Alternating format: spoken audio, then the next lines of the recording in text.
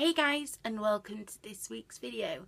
Now this week I'm going to talk about how I am finding the new year. It's a few weeks into the new year now, and I am settling into this new year than I did last year. Last year I had SADS, which is seasonal affective disorder, and I found coming into a new year very, very hard. I was very, very depressed, and I just could not handle last year at the beginning at all. But this year I found it quite smooth sailing, as smooth as it can be, I suppose. I still am very anxious and nervous about what the year ahead holds, and my anxiety is up at an all-time high right now. But I feel like this is probably the smoothest transition that I've gone through from an old year to a new year, which shows a lot of progress. Coming into a new year and having the looming dread of a whole new year over you can be very daunting. I have had to use coping strategies to help me settle in though.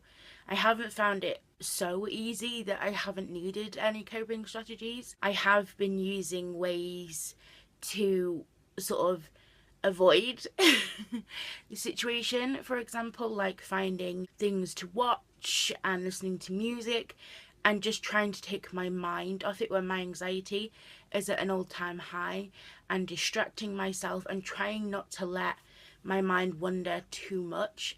So that is what it seems to be working for me to help transition into the new year, is just basically avoid the problem, which sounds like a bad idea, but it's more like distracting myself from thinking about it. And anytime I dread what's coming up or how much of the year I've got ahead before I have another year to check off that I've survived, I distract myself by finding something to watch on Netflix or listening to some music, and that seems to be working well for me.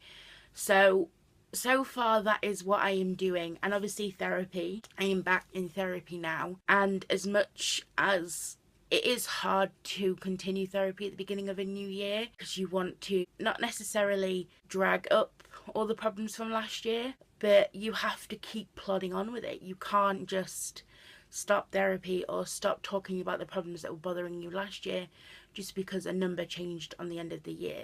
You have to keep fighting it and plodding onwards and dealing with those issues. So as much as I would like to say that I am really confident and a lot further ahead, determined to not need therapy this year, I am still in desperate need of it, and I am still finding it very, very useful, and that I am still very glad that I have that support there week after week and that guidance there to help me deal with the constant negative thoughts in my life. Now, it was meant to be the most depressing day of the whole year last Monday, but I am glad that a lot of us survived it. I didn't really feel depressed on that Monday. To me, it happened on the Tuesday, the next day. The next day for me was probably the most depressing day for me. Just that's how my mental illness worked. But I am glad that we all fought those negative thoughts and survived it, and that we got that day behind us, and that day no longer exists for another year. There is a challenge right now going around on Facebook, Twitter, basically the whole social media, where a makeup artist called Yasmin created this challenge called the Inside Out Challenge.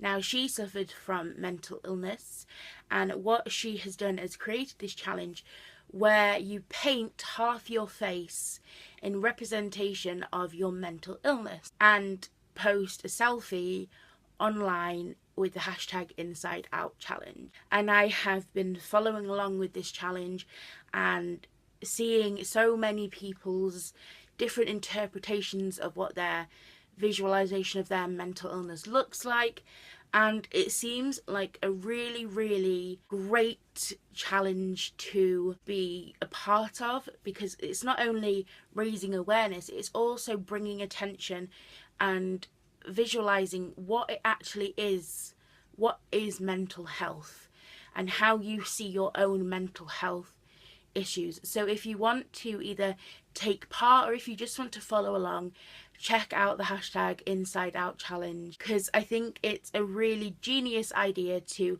not only decrease the stigma around mental health, but also just show your support and see how many people out there it affects, and to see how people visualize their own mental health, because not everybody's mental health is the same. Everybody has different issues, everybody deals with things in their own different unique ways. Just to see how people visualize their own mental health has been really interesting, and I've loved following along. So if you want to be a part of that, whether it is by taking part in the challenge or just following along, check it out, because I think that what Yasmin's done is an amazing, amazing thing. So thank you all very much for watching, and I will see you next week. Bye guys.